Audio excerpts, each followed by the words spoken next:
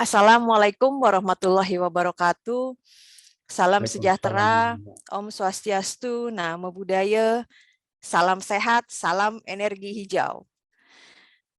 Pertama-tama izinkan saya untuk menyampaikan susunan acara webinar kita pagi hari ini. Yang pertama adalah menyanyikan lagu Indonesia Raya. Selanjutnya sambutan dari Direktur Sekolah Pascasarjana Universitas Dharma Persada dan dilanjutkan kuliah umum, lalu tanya jawab, ditutup dengan closing speech dari Kaprodi Energi Terbarukan, dan kita tutup dengan sesi foto. Baik, Bapak Ibu yang terhormat, pertama-tama mari kita menyanyikan lagu Indonesia Raya.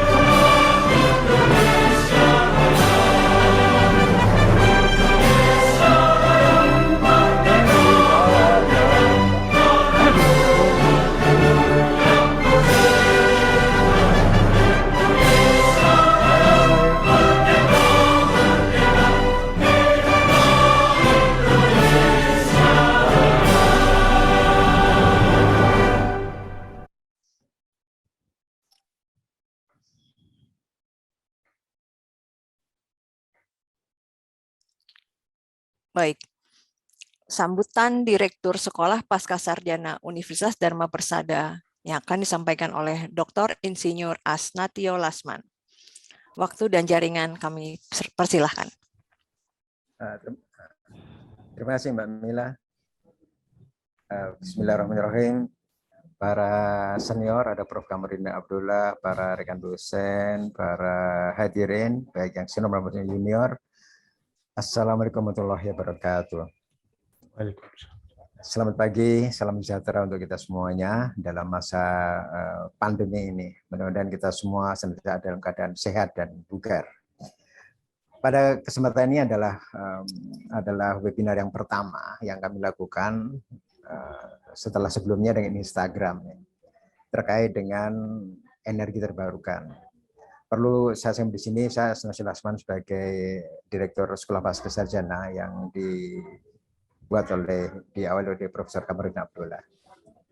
Pada Sekolah Pascasarjana ini ada satu prodi, namanya Prodi Teknik Energi Terbarukan. Dan energi terbarukan ini di berbagai cabang ilmu tentang energi baru terbarukan itu dipelajari. Kenapa ke arah sana ya? Karena mau tidak mau, suka tidak suka, Indonesia sebagai warga dari dunia ini sudah bersepakat kita bahwa tahun 2060 kita menuju ke net zero emission. Artinya kita mulai meninggalkan energi fosil untuk menuju ke energi baru dan terbarukan. Dan untuk itu maka kita perlu eksplor lebih banyak lagi potensi apa saja yang ada di tanah air kita. Dan alhamdulillah perlu saya sampaikan dalam forum pagi yang terhormat ini, bahwa di Sekolah Pasar Sarjana itu bergabung para ahli, para praktisi dalam berbagai bidang dari energi baru terbarukan. Misalnya saja bidang PLTP, ya. Bahkan ada salah satu direktur utama PLTP itu ada sebagai dosen kita. PLTS ada, PLT Bayu nanti kita bisa mendengarkan dari Pak Suripno. Pak Suripno ini yang mengepalai sebagai engineer untuk desain dan kemudian pembangunan. PLTB Bayu yang ada di Sidrap maupun yang ada di Jeneponte. Kemudian selain PLTS ada lagi biomasa, kemudian PLTA sekarang ini dengan PLTMH dengan air dan bahkan sampai dengan nuklir. Itu kita pelajari semua di Sekolah Pasca Sarjana ini. Karena mau tidak mau kita akan mengarah ke arah sana. Perlu saya sampaikan dalam forum yang berbahagia ini bahwa tekad untuk menunjukkan energi terbarukan artinya dengan melalui transisi energi, bahwa di tahun 2060 kita net zero emission, ini memperbesar porsi energi terbarukan di tanah air ini. Dan porsi ini kalau bisa dikembangkan di masing-masing daerah. Ya, jadi masing-masing daerah diberikan know-how yang mencukupi, kemudian selain ilmunya juga nanti bisa dipraktekkan di masing-masing daerah. Dengan masing-masing daerah bisa mandiri dalam sisi pembangkitan energi yang diperlukan di daerah tersebut. Karena kita ini di Indonesia khususnya kita bukan negara daratan, kita ini ada negara kepulauan. Jadi misalnya ada salah satu dari kita yang ada di sini menjadi bupati di salah satu kepulauan yang agak jauh sana, mau tidak mau suka tidak suka kita apa yang kita lihat ada di situ, mungkin angin, mungkin biomasa, mungkin PLTS, atau mungkin dengan ombaknya itu bagaimana dibuat menjadi listrik misalnya, atau untuk kendaraan bermotor dengan bioetanolnya. Karena kita tidak bisa lepas dari ketergantungan terhadap energi. Energi ini adalah sebagai modal dasar pembangunan. Karenanya maka pemahaman khusus masalah energi baru terbarukan ini menjadi mutlak kita peroleh. Kebetulan di sisi Sekolah Pasca Sarjana ini kita tidak hanya melakukan perkuliahan secara langsung, tetapi pada masa pandemi ini dan ke depan kita akan lebih menitikberatkan pada kuliah yang online, secara daring. Jadi bagi para peserta yang dari luar Jawa khususnya atau dari luar Jakarta, saya monggo silakan akan bergabung di Sekolah Pasca Sarjana ini. Tapi dengan satu catatan, terutama yang dari luar Jawa, lihat potensi di daerah Anda dengan sebaik-baiknya, petakan dengan sebaik-baiknya, kemudian dari permasalahan yang ada, bawa ke SPS ini, kita selesaikan masa bersama sehingga daerah bisa berdaya karenanya. Untuk itulah, maka Sekolah Pasca Sarjana ini dengan prodi teknik energi terbarukan ini didirikan. Saudara sekalian yang berbahagia, dalam perkuliahan yang nanti Pak Aib sebagai Kepala Prodi akan menjelaskan lebih lanjut lagi. Ini khusus bagi yang dari luar Jakarta, luar yang mungkin tidak bisa sempat lagi kemari, baik bagi karyawan, bagi yang S1 di masing-masing daerah, mereka masih bisa tetap mencari kehidupannya, tapi terus bisa menuntut ilmu di Sekolah Pasca Sarjana ini. Tidak hanya itu, karena ini keterusan kita buka luas, belum banyak level pendidikan S2 energi terbarukan di tanah air ini, dan mohon ini bisa dimanfaatkan sebaik-baiknya karena kita ingin ketergantungan terhadap energi terutama terhadap fosil itu bisa kita minimasi sejauh mungkin. Dengan demikian kita berharap bahwa masing-masing daerah bisa tumbuh dengan bagus, industri bisa berkembang di masing-masing daerah dengan prosperity, kesejahteraan bangsa, masyarakat itu bisa diusahakan dengan sebaik-baiknya.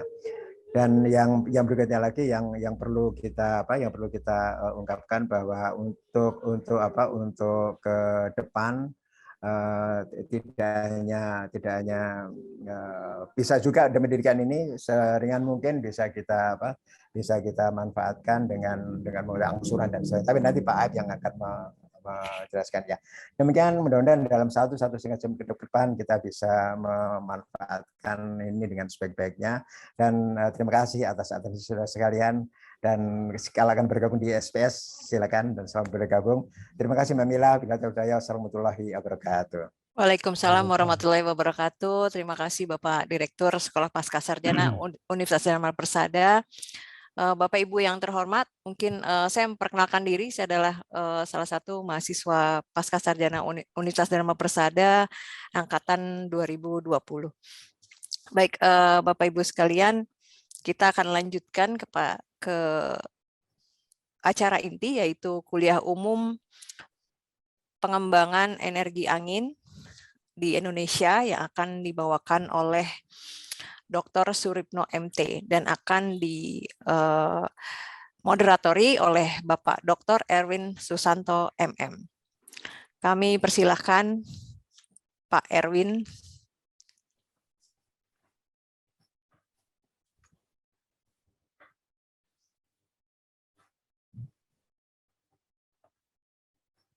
Baik, sebelumnya kami sampaikan bahwa akan ada 3 door prize yang menarik untuk 3 pertanyaan terbaik. Waduh, ini door prize-nya selain merchandise dari Unsada, ada juga voucher bebas pendaftaran kuliah. Wah, ini untuk teman-teman yang berminat. Ini lumayan ya, dapat voucher bebas pendaftarannya. Kalau ada voucher bebas biaya pendidikan, saya mau nih Pak. Asli.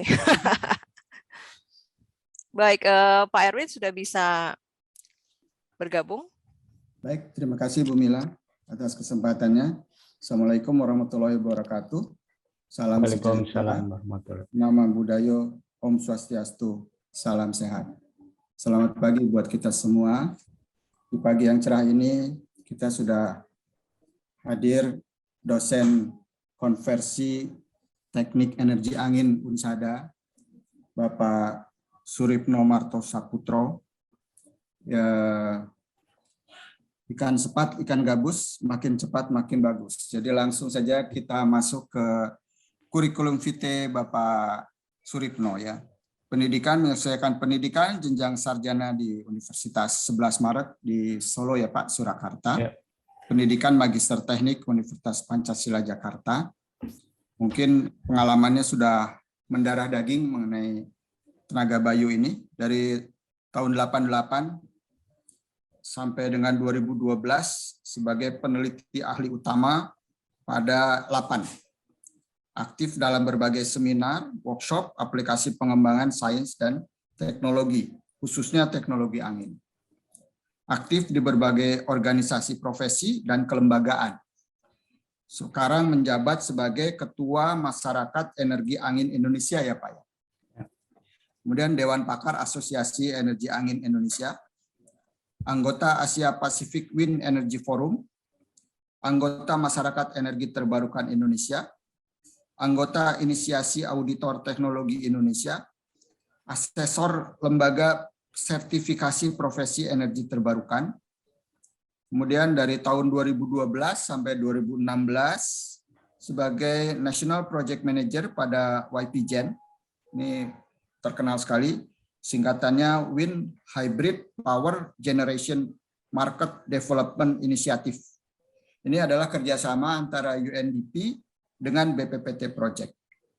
Kemudian 2016 sampai 2020 Project Development Manager pada PT UPC Renewables Indonesia, pengembang PLTB Sidrap.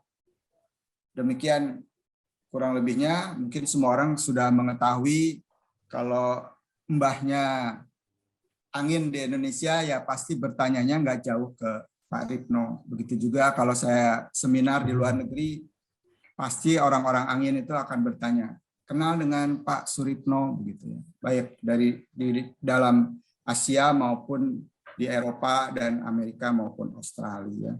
Sudah sangat terkenal sekali Pak Ripno. Baik, silakan Pak Ripno untuk menyampaikan kuliah umumnya sekitar 35 menit ya Pak ya. Silakan. Ya baik, terima kasih. Bismillahirrahmanirrahim. Assalamualaikum warahmatullahi wabarakatuh. Selamat pagi, salam sejahtera, salam sehat untuk kita semua. Pertama-tama mari kita panjatkan kehadirat ilahi bahwa pada hari ini kita diberi kesempatan untuk saling tatap muka ya, walaupun lewat virtual.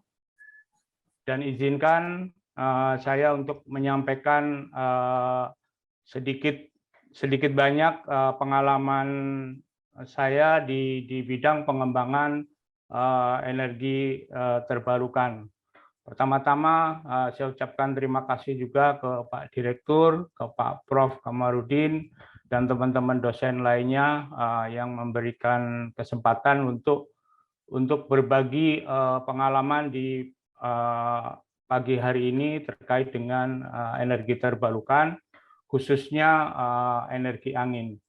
Izinkan saya share bahan presentasi. Apakah sudah bisa dilihat, Bapak Ibu sekalian? Ya, terlihat. Terlihat. Bagus. Baik. Ya, topik pagi hari ini sebenarnya sangat luas ya, karena mengenai pengembangan energi angin di Indonesia. Jadi akan mencakup istilahnya dari A sampai Z kira-kira gitu. Cuma waktu yang dialokasikan hanya sekitar 30 menit. Jadi saya mungkin hanya menyampaikan bagian-bagian tertentu yang menjadi pokok-pokok bahasan atau pokok-pokok diskusi yang bisa kita tentunya tindak lanjuti di kegiatan berikutnya. Dan juga saya akan mencoba menyampaikan beberapa success story baik di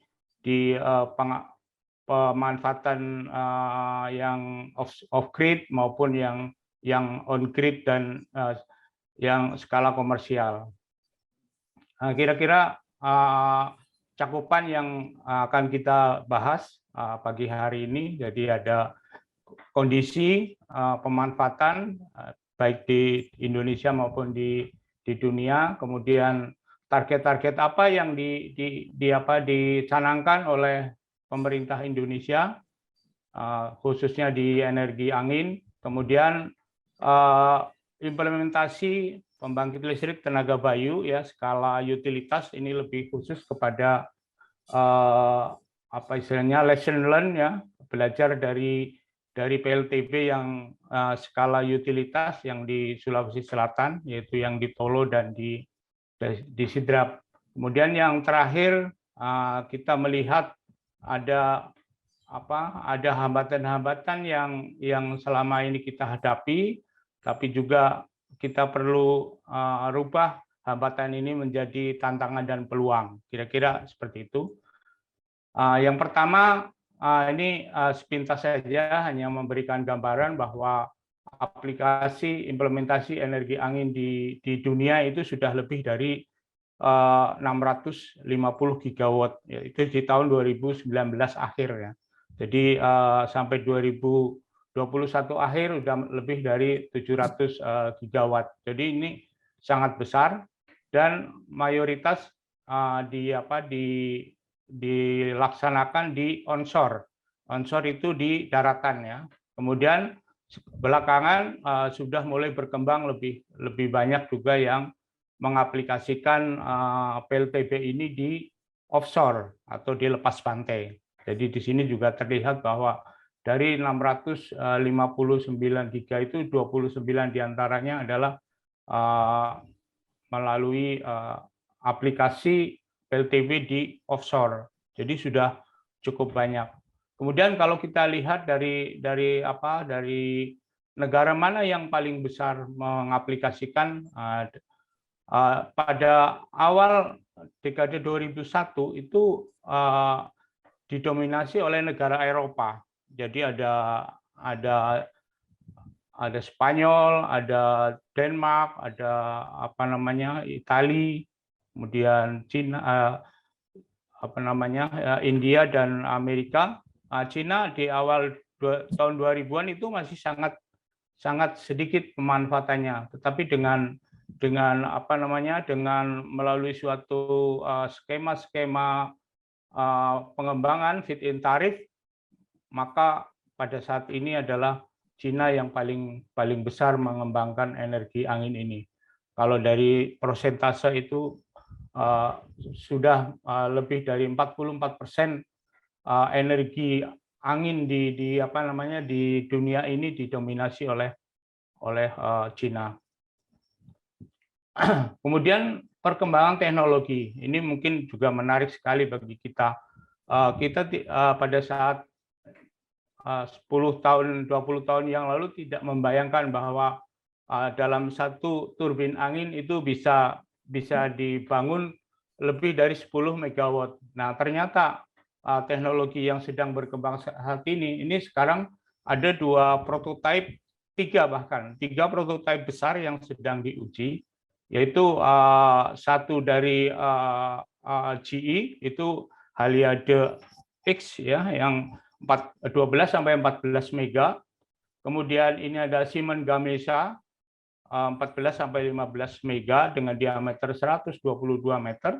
Kemudian yang dari Cina Minyang SE 16 artinya 16 megawatt, diameternya 242. Jadi ini sudah sangat berkembang dan dalam 5 tahun mendatang itu juga akan lebih besar. Ada prototipe yang lebih besar lagi. Dan ini akan masuk ke fase komersial itu 2 tahun yang akan datang di tahun 2024. Jadi sekarang adalah fase pengujian prototipe. Jadi tidak hanya desain, tapi sudah menjadi prototipe dan ini sudah mulai dilakukan pengujian. Itu adalah perkembangan teknologi di dunia. Jadi bisa Anda bayangkan satu turbin bisa membangkitkan 15 mega. 15 mega itu kalau untuk dimanfaatkan mungkin bisa berapa 10 apa 15.000 rumah kira-kira bisa mengaliri itu untuk satu buah turbin. Ini adalah perkembangan yang cukup menggembirakan tentunya di bidang energi angin, dan di sini tentunya akan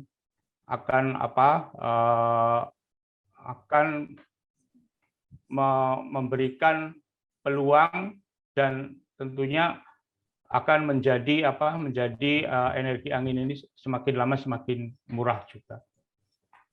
Nah, menilik ke Indonesia. Ini adalah histori yang saya catat.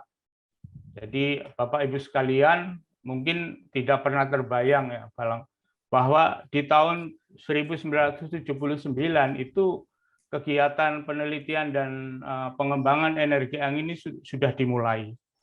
Jadi sudah sangat-sangat lama ya untuk pengembangannya. Tapi tidak seperti yang berada di luar negeri yang perkembangannya menjadi cepat dan besar-besar. Karena sampai dengan tahun 2012 yang kami catat itu prototipe terbesar yang kita bangun di dalam negeri itu baru sampai skala 100 kilowatt ya. 100 kilowatt pun sampai sekarang belum sempurna ya. Nah, setelah itu era 2012 sampai dengan 2022 ini bisa dibilang status quo ya. Tidak ada institusi yang fokus untuk mengembangkan teknologi energi angin ini. Karena pada saat itu sebenarnya leadernya ada di lembaga penerbangan.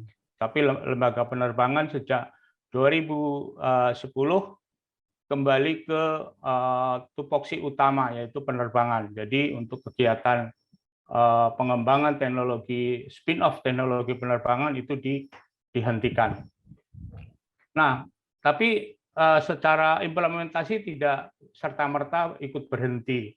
Jadi untuk pengembangan teknologinya memang menjadi status quo, tidak ada yang melakukan kecuali beberapa institusi perguruan tinggi yang dilakukan oleh para mahasiswanya ya untuk tetap melakukan uji coba, namun skala yang sangat kecil.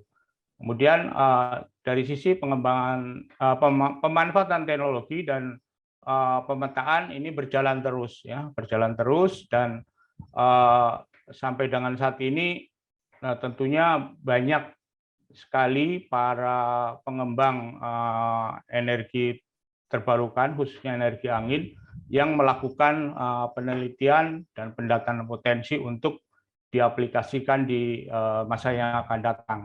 Dan sampai dengan 2020 telah terbangun dua wind farm atau ladang angin yang beroperasi dengan baik, dan kita anggap itu sebagai suatu sejarah yang sukses ya, memanfaatkan energi angin secara komersial, yaitu di Sulawesi Selatan, di Kabupaten Sidrap dan di Kabupaten Jeneponto.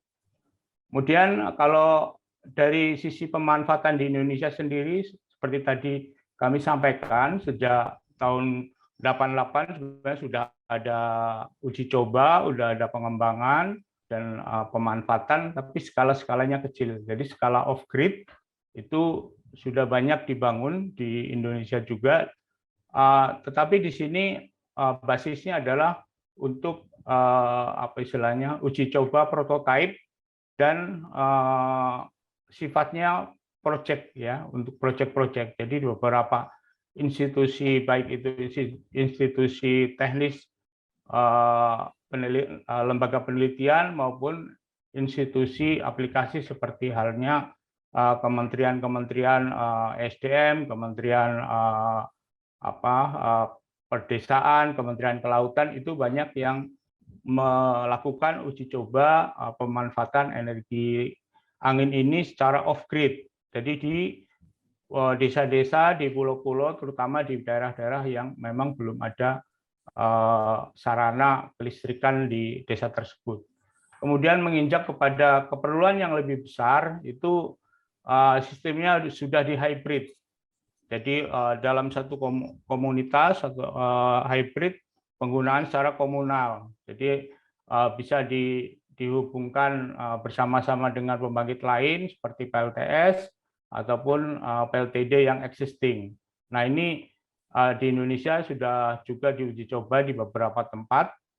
Di sini tertulis ada Rotendao, kemudian ada Bantul, ada Kabupaten TTS, Kabupaten Selayar, dan masih banyak beberapa tempat yang pemanfaatannya secara hybrid, baik itu hybrid off-grid, artinya hanya lingkup kecil, mungkin hanya satu dukuh ya, satu dukuh atau bagian dari desa ya, satu RW atau satu dukuh yang mungkin penduduknya hanya sekitar 50 sampai 100 keluarga. Nah, itu dibangunkan dalam satu hybrid system.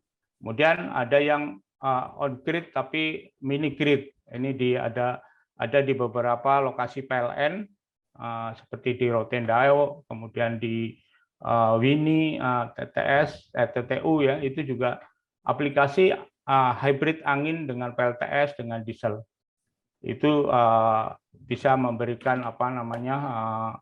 energi bersih dan tentunya mengurangi penggunaan bahan bakar minyak bagi pembangkit-pembangkit di sana, karena umumnya menggunakan diesel. Kemudian dari sisi komersial on grid, sejauh ini di Indonesia itu sebenarnya sudah ada 4 PPA yang ditandatangani antara pengembang swasta dengan PLN.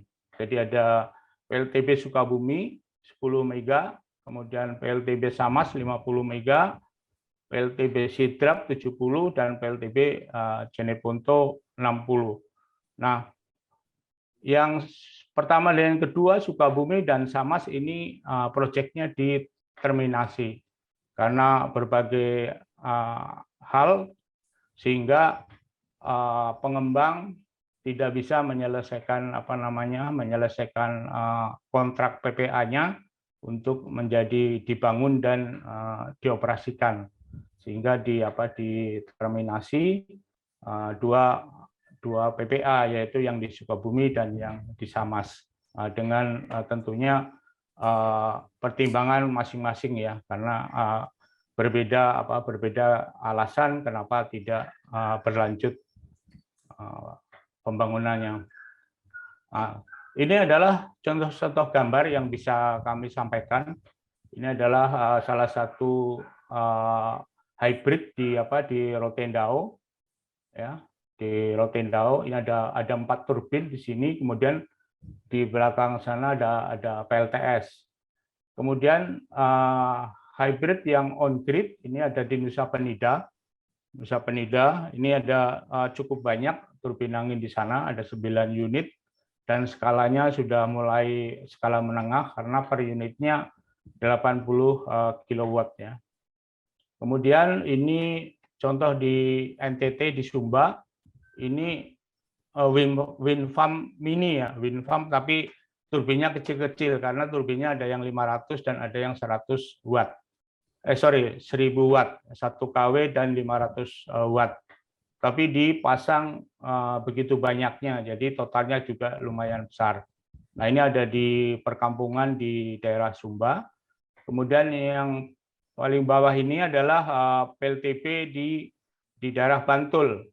Bantul ini juga hybrid, turbin angin dengan PLTS di bawahnya.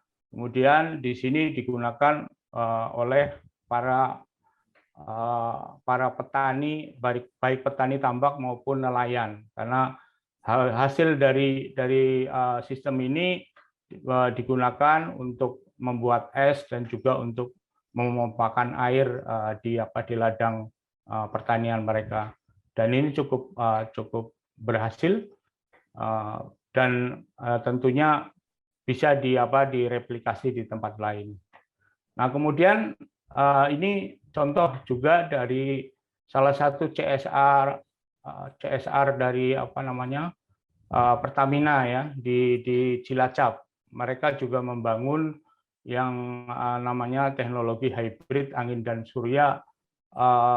Kalau nggak salah dikasih nama HELP ya, HELP. HELP itu hybrid energi ya, surya dan angin.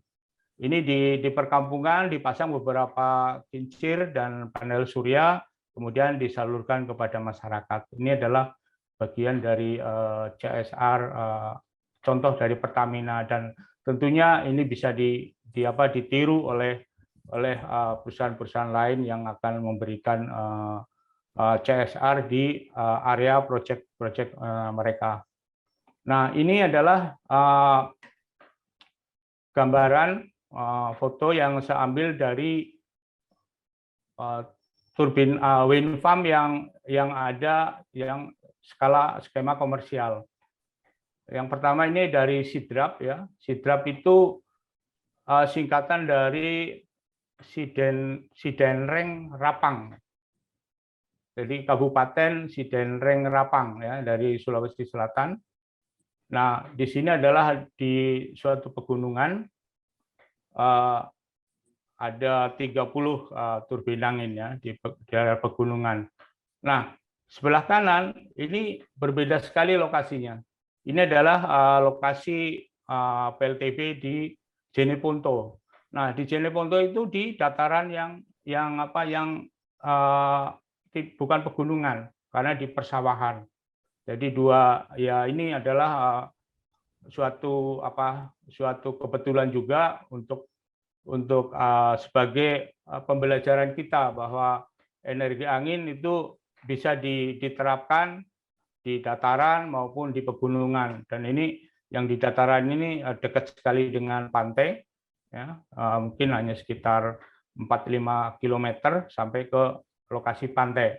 Sementara ini di daerah pegunungan, di Sidrap ini, kalau Bapak Ibu akan berpiknik ke Toraja, dari Makassar akan melewati jalur ini.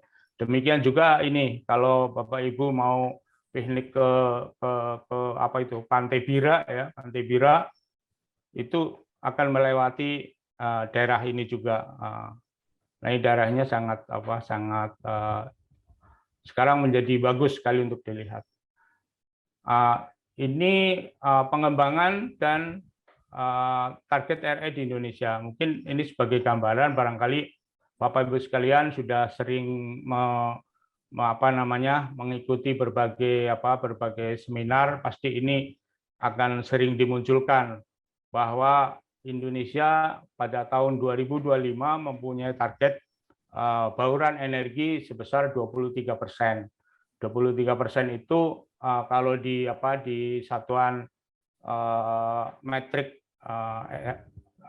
ton oil equivalent itu 92.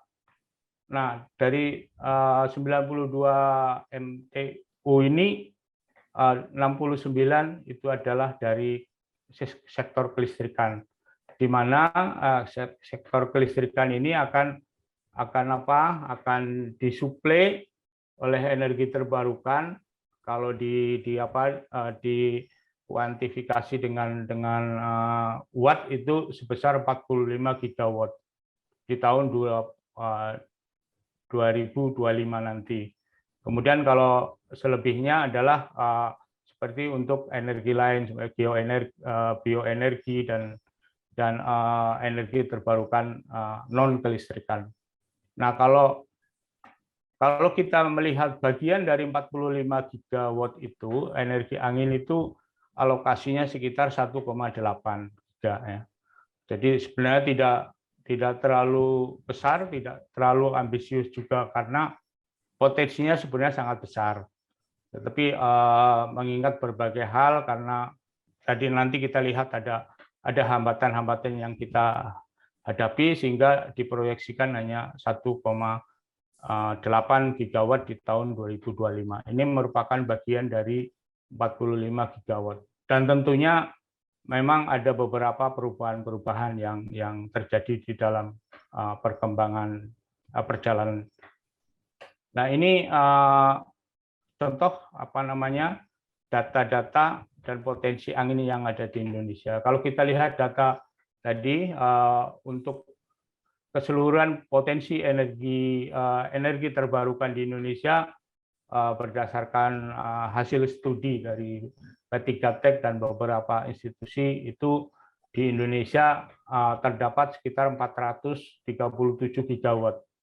Nah, angin adalah 60,6 gigawatt. Ini yang di onshore, di daratan. Karena di onshore sendiri hasil penelitian terakhir sekitar 107 gigawatt. Jauh lebih besar daripada yang di onshore. Yang di offshore adalah yang di lepas pantai. Itu belum dilakukan penelitian dan apalagi aplikasinya. Nah, sampai dengan saat ini kalau kita melihat dari potensi ke implementasi itu baru diimplementasikan 0,25%. Jadi belum 1% pun belum mencapai ya. Kalau kita lihat distribusinya adalah seperti ini, 60 gigawatt itu tersebar di seluruh provinsi ya. Kalau Bapak Ibu ingin melihat potensi angin itu bisa masuk ke dalam suatu website. Ini adalah website yang gratis yang dikembangkan oleh SP3 Denmark kerjasama dengan SDM. Dan pada saat itu kami juga support data-datanya. Jadi di indonesia.windprospecting.com itu bisa ditampilkan gambar seperti ini, yang mana di dalam gambar ini nanti akan bisa terindikasi daerah-daerah mana yang mempunyai potensi yang bagus. Jadi kalau dari sini adalah mulai dari coklat sampai ke biru ya. Jadi coklat yang paling tinggi, biru yang paling rendah ya. Nanti tentunya dalam tabel itu di sisi sini ada skala-skalanya. Nah, kalau kita lihat sepintas memang seperti ini. Ini daerah Jeneponto, daerah Sidrap, ini yang ininya bagus ya. Kemudian ini daerah Indonesia Timur, Sumba, kemudian pantai selatan Jawa, ya, dan beberapa lokasi lain seperti di Sulawesi bagian utara dan Sulawesi Tengah bagian timur, Maluku dan sebagainya. Nah, ini adalah mengindikasikan bahwa potensi-potensi tersebut cukup bagus untuk bisa dikembangkan. Dan kita bisa melihat pola-pola energinya meskipun ini dibangun melalui suatu aplikasi ya. Nah, untuk implementasi sebenarnya tentunya harus dilakukan pengukuran di sini. Kemudian ini beberapa proyek yang terdata ini dari penyusunan roadmap. Ini adalah informasi yang diterima oleh Kementerian SDM dan PLN bahwa ada beberapa proyek, beberapa pengembang yang melakukan penelitian untuk mengembangkan angin. Nah, diantaranya ini adalah seperti ini. Namun demikian ini masih terus berkembang ya dari waktu ke waktu karena ada beberapa penambahan lokasi baru yang dilakukan oleh para pengembang. Nah, ini saya berikan sedikit highlight ya untuk dua lokasi tadi, untuk Sidrap dan Jeneponto. Jadi Sidrap ini tadi di pegunungan, Jeneponto di dataran datar sekali ini karena merupakan persawahan. Nah, kalau data-data umumnya seperti ini. Jadi spesifikasi untuk turbin angin PLTP yang ada di Sidrap itu jumlahnya 30 turbin, kemudian diameter rotornya 114 meter, kemudian tinggi towernya, jadi tinggi hub ya dari sini sampai ke bawah itu 80 meter. Masing-masing turbin angin kapasitasnya 25 megawatt. Kalau di sini adalah nameplate ya Pak ya, Bapak Ibu sekalian, ini kapasitas nominal ya, bisa lebih sedikit pada kecepatan angin di atas kecepatan rancangan. Kemudian kapasitas totalnya 75 karena ada 30 ya, kapasitas terpasang ya kalau dalam teknis ini. Kemudian yang di Jeneponto ini jumlahnya lebih sedikit, 20 unit, kemudian rotornya 126 meter, kemudian tinggi towernya, nah ini lebih tinggi lagi nih, dari sini ke sini 120 meter ya. Kemudian kapasitas setiap turbinnya 3,6, jadi ini lebih besar. Kapasitas total terpasang 72 megawatt. Nah, kalau lokasinya seperti ini, Bapak Ibu sekalian, ini Makassar, ya, ini Makassar, kemudian ini Sidrap, ini Jeneponto. Kalau dihitung dari kilometer, Sidrap mungkin hampir 200 kilometer ya, jaraknya dari kota Makassar. Kalau yang di Jeneponto sekitar 90 kilometer. Jadi kalau ke utara itu kurang lebih 3 jam lebih. Kalau ke selatan, ke daerah Jeneponto, ya 2 jam sampai 3 jam. Nah, ini adalah lokasi-lokasi PLTB yang sudah kita bangun. Kemudian ini ringkasan dari proyek PLTB ini bahwa pembangunan PLTB itu tidak instan ya. Pasti harus melalui suatu proses yang sangat panjang.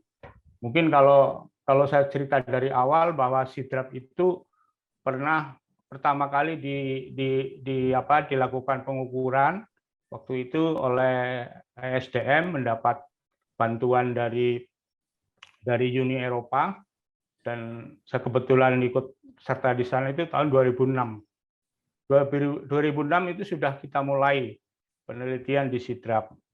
Kemudian dari data itu ada pre-FS oleh UPC Renewable tahun 2012 didalami untuk dilakukan pendalaman lebih lanjut untuk dilakukan pendataan, pengukuran dan seterusnya. Demikian juga untuk proyek Jeneponto. Jeneponto ini sebenarnya data awal itu diperoleh tahun 2004 oleh Lembaga Penerbangan dan Antariksa Nasional pada saat itu. Nah, ini ditindaklanjuti oleh suatu perusahaan swasta, Vena Energi, waktu itu Equis ya, tahun 2014. Nah, berjalannya waktu, ini lokasinya adalah di Kecamatan Binamu, ini adalah di Kecamatan Watangpulu. Di sini ada 2 desa, di sini ada 1 desa. Karena di sini ada hamparan, dan di sini di Sidrap itu termasuk juga lokasi pegunungan dan lokasi hutan ya. Ada hutan. Kalau di sini semua lokasi ada di persawahan. Jadi COD April 2018, ini COD September 2019. Kemudian ini tadi 75, 2, kemudian ini turbin anginnya. Kalau dari merek turbin angin ini adalah Gamesa. Gamesa seri B114 2,5 mega. Maaf. Kemudian kalau yang di Jeneponto itu Siemens Gamesa. Jadi setelah proyek di Sidrap itu Gamesa bergabung dengan Siemens ya. Jadi sekarang menjadi Siemens Gamesa. Nah, ini turbinnya lebih besar, tinggi towernya juga lebih tinggi. Kemudian interkoneksinya kalau yang di Sidrap adalah tapping, ya, menyambung di tengah jalan ke jaringan tegangan tinggi 150 kilovolt ya. Sedangkan di Jeneponto menyambung ke gardu induk. Nah, ini masing-masing tentunya mempunyai plus minus dan tantangan masing-masing. Kemudian dari lahan untuk di Jeneponto semua lahan milik masyarakat. Kalau di sini adalah ada milik masyarakat dan kehutanan. Kalau kecepatan angin kurang lebihnya hampir sama, Pak. Jeneponto lebih tinggi sedikit ya dibanding di Sidrap. Kemudian kandungan lokal menurut laporan SDM yang di Sidrap itu 42%, yang di Jeneponto 40%. Tapi ini juga masih banyak yang belum meyakini apakah benar 40% dan ini karena baru perkiraan ya, jadi tidak persisnya belum dipastikan. Nah, kemudian ini proses ya, maaf ini kelewatan satu. Bisa Anda bayangkan tadi ada tower 120 meter, ada baling-baling 63 meter. Ini adalah angkutan yang mengangkutnya yang sangat sangat hati-hati dan sangat berat karena kalau yang di Jeneponto ini dilakukan langsung dari dari pelabuhan. Bisa dibayangkan panjang 100 km mengangkut ini. Jadi berjam-jam ya. Kemudian kalau yang di Jeneponto yang di Sidrap kebetulan dekat dari pelabuhan.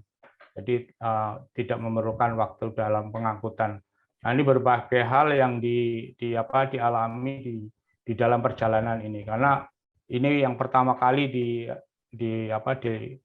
dilaksanakan di Indonesia sehingga persiapan cukup merepotkan.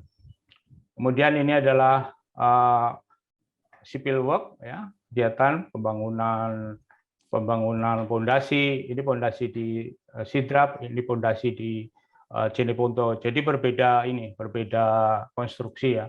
Kemudian ada pelebaran jalan, ada pembuatan jalan, penguatan jembatan. Ini ya sebelum dilewatin ada beberapa jembatan yang teridentifikasi kemungkinan akan mengalami kerusakan apabila dilewati oleh angkutan berat tadi. Karena sebagai informasi bahwa satu nacelle itu bagian turbin angin yang pokoknya yang berisi generator dan sebagainya itu beratnya lebih dari 130 ton dan itu tidak bisa dipisah-pisahkan. Sementara tower mungkin lebih berat tapi bisa dipisah-pisahkan. Ada yang bobotnya hanya sekitar 50-60 ton. Yang paling berat adalah nacelle yang nggak bisa. Nah, tapi ada juga yang bukan berat, terlalu panjang. Seperti baling-baling itu tadi 63 meter, jadi panjang sekali.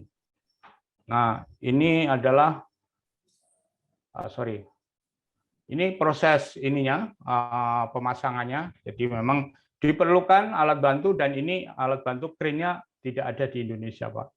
Bapak Ibu sekalian, termasuk truk tadi yang mengangkut juga belum ada di Indonesia. Jadi semua masih didatangkan dari luar. Sementara dari komponen sendiri ada yang sudah kita buat di dalam negeri seperti towernya.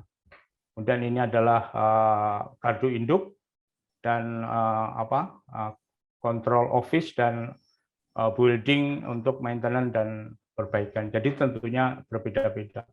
Ini contoh-contoh juga instalasi transmisi, instalasi sambungan ke transmisi jaringan tinggi, gardu induk dan sebagainya. Nah, ini adalah inaugurasi yang pernah dilakukan oleh Presiden kita yang di Sidrap. Kemudian yang di Jeneponto dihadiri juga oleh Menteri pada saat itu, tapi peresmian yang oleh Presiden belum dilakukan karena kami mendengar informasi masih dijadwalkan. Meskipun demikian, secara operasional sudah kedua proyek ini dengan dengan berbagai hambatan dan rintangan yang dialami sudah bisa dilewati dan sudah bisa beroperasional dengan baik. Yang terakhir hambatan dan tantangan dan dalam pengembangannya. Jadi ada beberapa hal yang memang sampai dengan saat ini ya bisa jadi hambatan, tapi bisa juga jadi tantangan. Termasuk di dalamnya adalah kalau kita lihat pemetaan potensi. Pemetaan potensi itu juga karena di dalam proses untuk yang implementasi skala komersial itu PLN melakukan yang namanya lelang. Sementara PLN sendiri tidak memiliki data. Yang memiliki data adalah Kementerian SDM dan para pengembang. Nah, ini yang menjadikan agak rumit ya. Nah, ini juga merupakan hambatan juga yang kami lihat bahwa prosesnya lelang, tetapi yang dilelang bukan miliknya gitu. Kira-kira begitu ininya. Kemudian masih harga juga kalau yang skala aplikasinya tidak besar masih mahal. Kita tahu kalau kita mau membangun umpamanya 3-4 mega, kita tetap harus menyewa crane, menyewa truk, tronton, low bed dan sebagainya, itu biayanya sangat mahal. Kalau hanya digunakan hanya untuk jangka pendek dan volumenya kecil, itu biayanya menjadi lebih besar. Sehingga pada akhirnya kalau proyeknya kecil, itu harganya jadi mahal. Demikian juga dalam memanfaatkan teknologi yang ininya kecil, kapasitasnya kecil, juga demikian. Kemudian dari sisi teknologi juga kita seperti tadi saya sampaikan di atas bahwa untuk dalam negeri kita belum mengembangkan sampai skala utilitas, artinya hanya baru skala untuk prototipe dan dimanfaatkan di daerah yang kecil. Kemudian success story ini baru ada 2 yang bagus ya, yang lain-lain karena tadi di awalnya memang itu sebagai proyek percontohan. Nah, kita tahu bahwa kalau proyek setelah dibangun biasanya perawatannya tidak mendapat perhatian yang serius, sehingga dalam beberapa aplikasi setelah 1-2 tahun dibangun mengalami kerusakan yang tidak diperbaiki. Kemudian tentunya sumber daya manusia juga masih terbatas, yang menguasai baik itu knowledge-nya maupun keterampilannya. Ini adalah tantangan kita bersama untuk bisa kita dorong ke sana. Kemudian beberapa hal tantangannya juga ada beberapa, seperti halnya kita menghadapi jaringan yang sumber energi yang intermittent masuk kepada jaringan yang tidak begitu kuat. Ini juga mengakibatkan operasional dari off-taker, dalam hal ini PLN, juga menjadi hambatan. Nah, ini juga menjadi tantangan tersendiri agar supaya operasional tidak terganggu pembangunan bisa jalan terus dan sebagainya. Termasuk di dalamnya juga kita tahu bahwa tadi ada statement dari Kementerian SDM bahwa ada 60 gigawatt data yang potensi yang bisa kita gali di seluruh Indonesia. Tapi ada di mana saja, seberapa, dan bagaimana itu semuanya masih bersifat umum ya. Jadi kita masih memerlukan effort atau usaha berikutnya untuk bisa menjadikan lokasi yang lebih mikro ya, lokasi yang lebih spesifik, umpamanya di titik A atau di desa A atau di kabupaten A, seberapa besar bisa dikembangkan. Nah, disitulah baru kita bisa menindaklanjuti itu. Dan itu merupakan peluang juga bagi kita semua yang berkecimpung di dalam pengembangan dan pemanfaatan energi ini. Dan termasuk juga untuk mengatasi intermitensi dari sifat PLTB ini, karena kita tidak mungkin akan membuat PLTB ini PLTB bisa mensuplai stabil selama 24 jam sehari ya, karena pasti ada kadang-kadang ada angin yang naik, ada yang turun dan sebagainya, dan itu berlaku juga untuk PLTS. Nah, untuk mengatasi hal itu tentunya mungkin ada semacam storage atau penyimpan energi yang digunakan pada saat kekurangan energi dari sumber tersebut. Ini mungkin yang bisa kami paparkan, dan apabila ada yang ditanyakan, silahkan mungkin melalui chat dan sebagainya. Kami akhiri, wabillahi taufiq wal hidayah. Wassalamualaikum warahmatullahi wabarakatuh. Saya kembalikan ke moderator, Pak Erwin, silahkan. Terima kasih Pak Ripno, luar biasa. Selain ahli angin juga ahli waktu ini, bisa pas 35 menit. Luar biasa sekali kedisiplinan Bapak yang membawa kita kepada ilmu pengetahuan yang baru tadi. Beberapa catatan penting yang perlu kita garis bawahi di sini adalah masalah pemetaan potensi, di mana ada 60 gigawatt potensi yang sifatnya masih umum, sedangkan lokasi yang lebih spesifik dibutuhkan studi lanjutan. Kemudian masalah SDM yang sangat terbatas. Mudah-mudahan dengan Bapak nanti mengajar di energi konversi angin di Unsada ini banyak mahasiswa-mahasiswa baru yang akan dicetak untuk lebih ahli dalam bidang angin ini. Untuk kedepannya kita tidak perlu lagi dari luar negeri.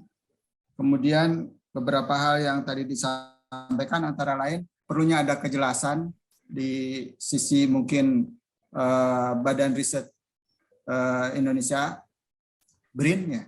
Sekarang ini bahwa dahulunya adalah 8 yang menjadi leader untuk penelitian-penelitian angin, tapi sekarang 8 berubah menjadi kedirgantaraan, dan masalah energi angin ini belum ada kejelasan dari BRIN akan dikelola atau dikembangkan oleh badan penelitian yang mana. Catatan nanti mungkin untuk kepala BRIN.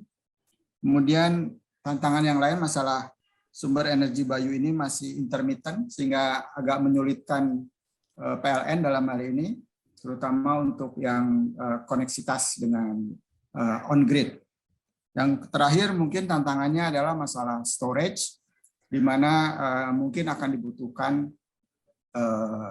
semacam baterai yang bisa nanti membuat kondisinya yang intermittent tadi menjadi lebih stabil. Adapun teknologi sendiri sudah berkembang cukup banyak, antara lain di China sudah ada yang bisa sampai 1 tower bisa 16 megawatt. Hanya masalahnya panjang sekali ininya, blade-nya itu sampai 242 meter. Kita aja yang masih 60-70 meter aja bawahnya udah setengah mati. Kemudian juga hal-hal lain seperti misalnya feed-in tarif dan lain sebagainya, mungkin itu menjadi PR kita bersama, dan mudah-mudahan nanti dengan adanya rancangan undang-undang energi terbarukan yang disahkan menjadi undang-undang energi terbarukan, hal ini bisa menjadi satu solusi. Begitu juga masalah tadi disampaikan ada feed-in tarif yang masih mengganjal karena masih kurang menarik untuk menjual ke PLN dari sisi keekonomiannya. Mudah-mudahan nanti ada perpres yang digadang-gadang katanya akan keluar untuk memberikan kejelasan mengenai feed-in tarif termasuk tenaga bayu ini. Nah, ada satu yang ditakutkan oleh Pak Suripno hanya masalah ini aja, jamu tolak angin mungkin ya Pak ya. Karena dengan adanya jamu tolak angin maka di Indonesia agak kurang berkembang ini masalah angin. Baik, Ibu Mila, kami persilakan untuk membacakan beberapa pertanyaan yang ada di chat. Saya lihat sudah ada banyak sekali ini pertanyaan. Iya, ini karena menarik ya buat kita, mungkin juga ada teman-teman yang masih awam banget nih Pak mengenai pembangkit listrik tenaga angin ini. Pertanyaannya banyak sekali nih Pak Erwin, kita pilih berapa Pak? 5 dulu aja. 5 ya, baik. Kita pilih 5 dulu. Yang pertama dari Mas Satrio dari Ski, Cilegon, Banten. Apakah ada peningkatan serta perkembangan potensi angin yang dimiliki oleh beberapa wilayah tertentu? Jadi mungkin nanya ya, wilayahnya kira-kira mana sih gitu yang potensinya besar. Selain hanya 7 wilayah yang memiliki potensi angin di atas 100 megawatt, apakah ada wilayah lain yang saat ini mengalami peningkatan bahkan apakah bisa sampai 200 megawatt? Ya. Berikutnya. Mau satu-satu dijawab dulu atau gimana Pak? Nanti 5 nggak apa-apa. Oke, siap. Di hari ini siapa tahu ada yang mungkin sama gitu. Oke. Yang kedua dari Pak Alif Wahyu dari Unsada, untuk durabilitas atau ketahanan, keamanan dan radiasi, apakah tenaga angin ini bisa lebih durable dibandingkan dengan tenaga surya, batubara atau nuklir? Dan atau terjadi badai, jaringan listrik apakah tetap stabil? Nah, itu bagus juga pertanyaannya. Yang ketiga dari Bapak Stiono ya dari Unsada juga, Universitas Gunadarma. Sebagaimana diketahui bahwa keadaan angin di suatu wilayah unpredictable akan berpengaruh pada putaran turbin angin, bagaimana respon pembangkit tenaga angina pada saat terjadi beban puncak? Yang kedua, parameter-parameter apa saja yang perlu diperhatikan untuk membangun tower-tower turbin angin dan berapa jarak ideal antara tower tersebut? Nah, ini sudah lebih ke teknis ya, Pak ya. Selanjutnya, Mbak Areta nih, sepertinya cewek nih. Tadi Bapak sempat menyampaikan ada potensi angin yang berbeda di onshore dan offshore, tetapi untuk yang offshore belum ada penelitian lebih lanjut dan implementasinya. Jadi kami ingin bertanya sebenarnya berapa besar potensi angin di Indonesia secara total, kemudian data akurat tersebut dari mana dan update tahun berapa. Lalu kecepatan angin rata-rata tidak terlalu tinggi di Indonesia, apalagi dibandingkan dengan yang di Eropa. Makin rendah kecepatan angin, CAPEX dan OPEX untuk pengembangan energi angin bisa jadi lebih besar. Mohon pencerahannya. Udah 4 ya Pak? Apa sudah 5 tuh? 4. Oke, satu lagi. Dari Mas Renaldi Imam, Dharma Persada. Apa sajakah komponen yang mendukung hybrid MICE 16.0242 dan bagaimana alur sistem kerjanya sehingga menciptakan dari angina sehingga menjadi energi listrik? Seperti itu, Pak. Baik, terima kasih Bu Mila. Silakan Pak Ripno. Ya, baik, terima kasih. Ini pertanyaannya lumayan berat-berat juga ya. Jadi yang pertama dari Satrio ya. Kemudian di sini ada apakah ada peningkatan ini ya, peningkatan penelitian potensi angin di wilayah lain selain di 7 ya tadi ya, 7 disebut ya. 7 juga saya juga belum ini ya. Tentunya seperti tadi kami sampaikan di dalam slide ada potensi-potensi yang sudah bisa dibilang potensi teknis ya, karena sudah dilakukan pengukuran, kemudian sebagian sudah melalui suatu FS, bahkan kemudian ada juga yang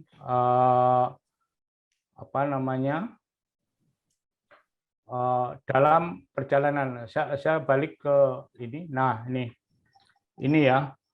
Ini adalah potensi, bisa dibilang sudah potensi teknis. Jadi kita tinggal mendalami sampai dengan potensi ekonomis ya, di mana setelah dilakukan studi, proyek ini visible ya, baik secara teknis maupun secara ekonomis, secara finansial.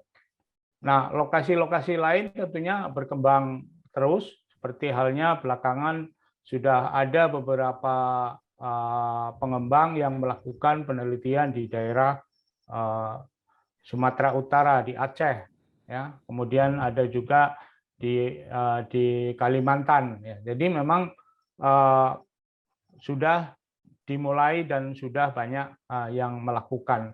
Dan kalau potensi apakah yang di lokasi lain bisa lebih dari 100, itu sangat mungkin, karena bisa jadi di dalam satu area, satu kabupaten. Karena untuk membangun 100 mega itu tidak terlalu banyak lahan yang diperlukan.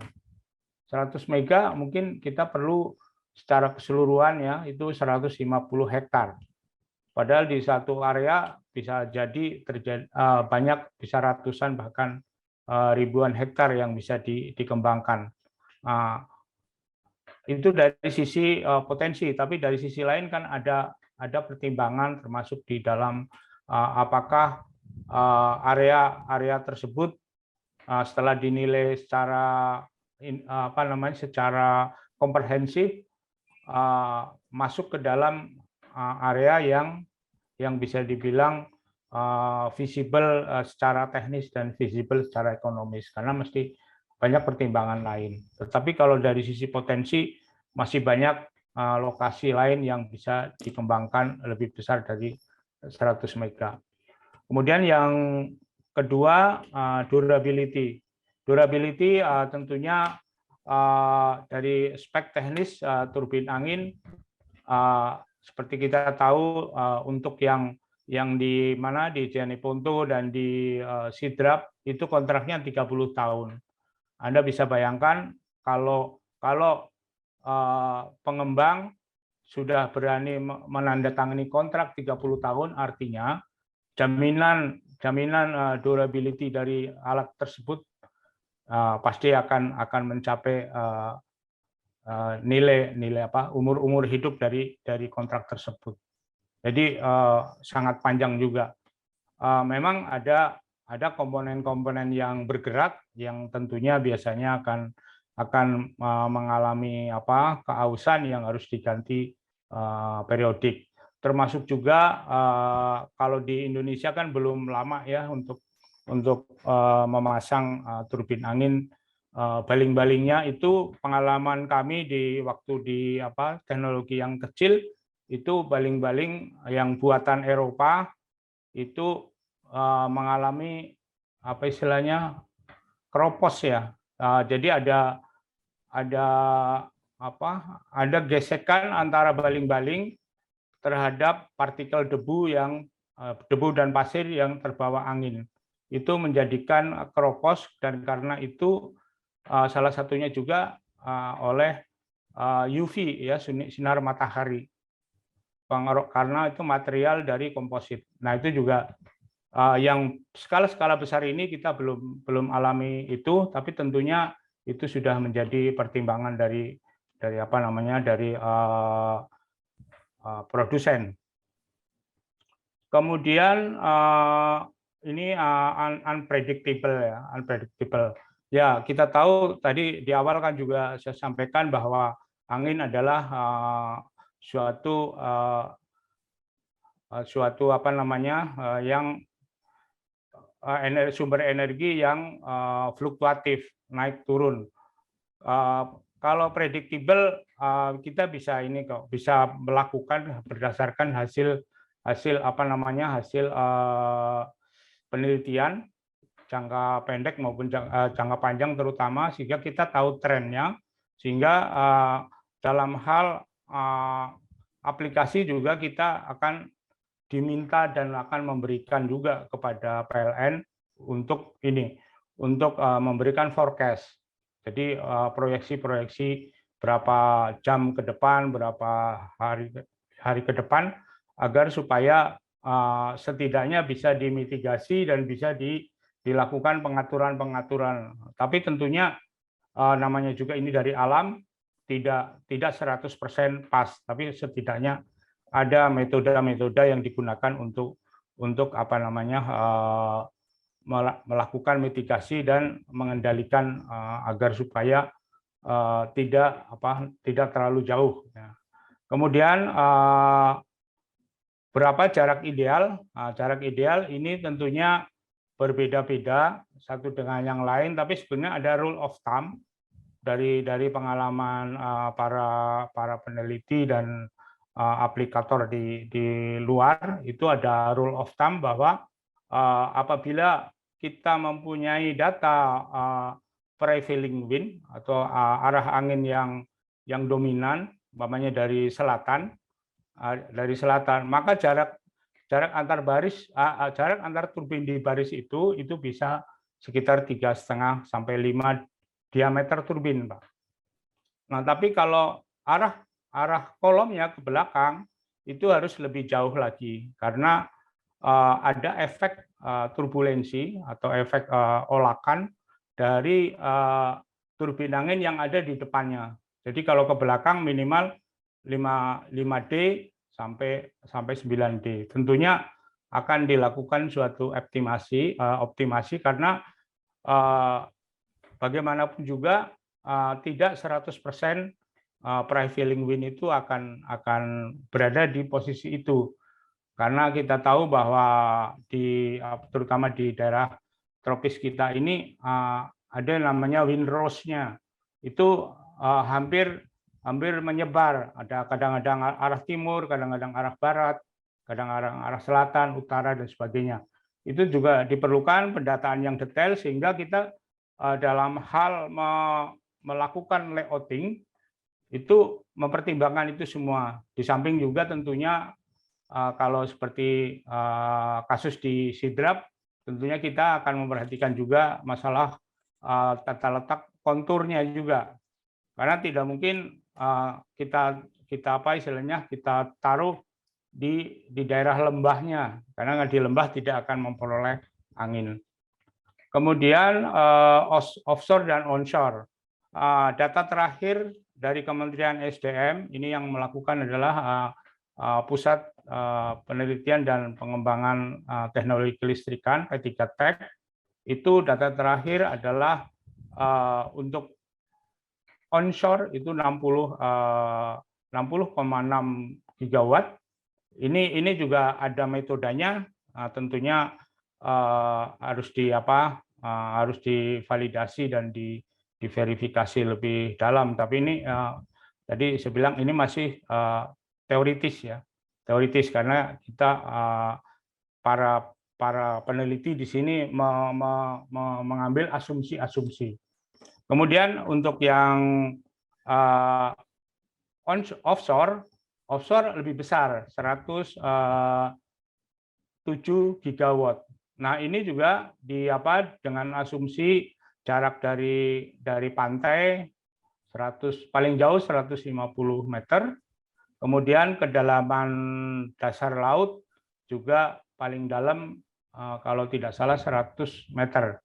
Jadi kalau meskipun jarak dari pantai itu tidak terlalu jauh, tapi di situ sudah terjadi palung, itu tidak dianggap sebagai potensi offshore. Walaupun ke depan dalam perkembangannya offshore itu bisa menggunakan teknologi floating. Jadi yang memang pondasinya tidak diletakkan di dasar laut, tetapi diambangkan melalui suatu mekanisme floating. Ya, pasti kalau apa kecepatannya angin rendah, ininya apa namanya, kalau capek dan capeknya mungkin dan OPEC, kecepatan angin tinggi dan rendah mungkin tidak terlalu berpengaruh, tapi energi production yang berpengaruh. Karena capek dan OPEC mirip-mirip sama, tapi energi production-nya berbeda, akan memberikan harga energi yang berbeda.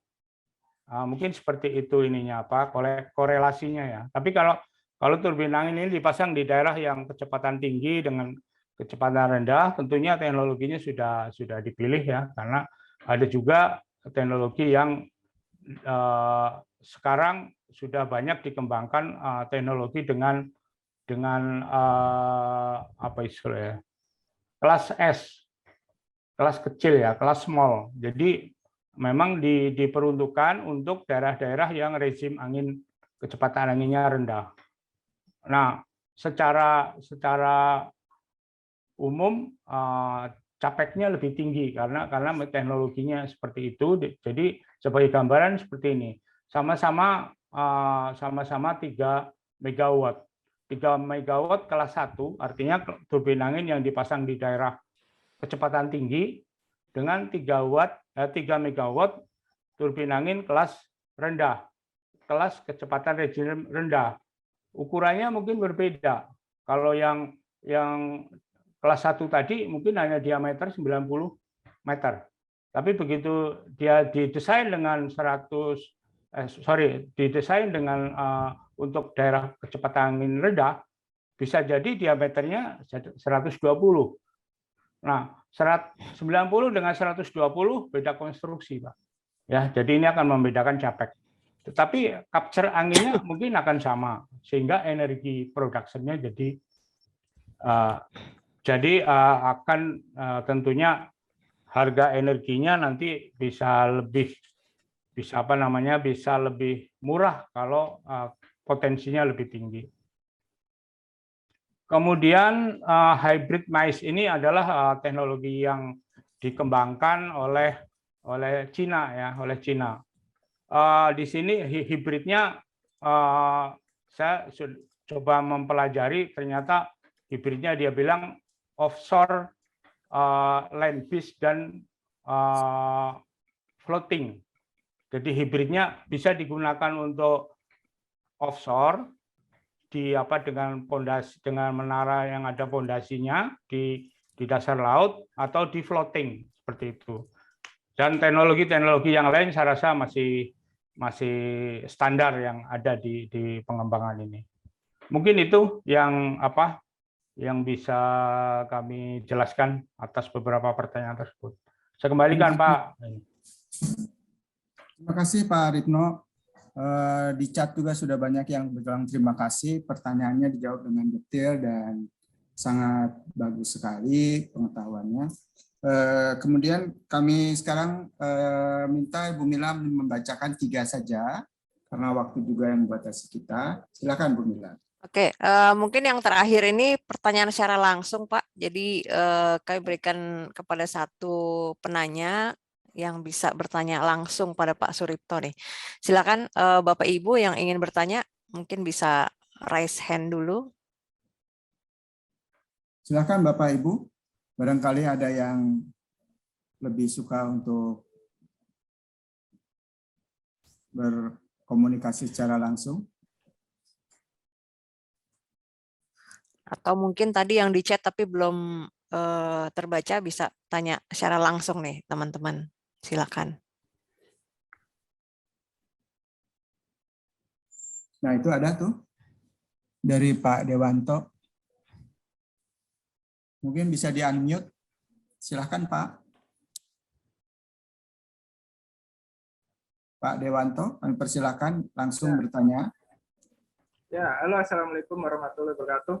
Waalaikumsalam warahmatullahi wabarakatuh. Izin bertanya kepada Bapak Suripno. Ini pertanyaan saya agak panjang sih.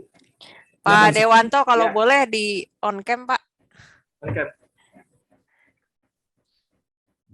Oh ya.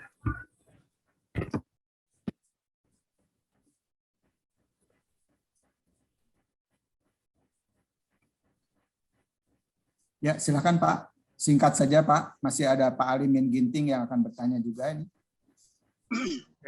Izin bertanya,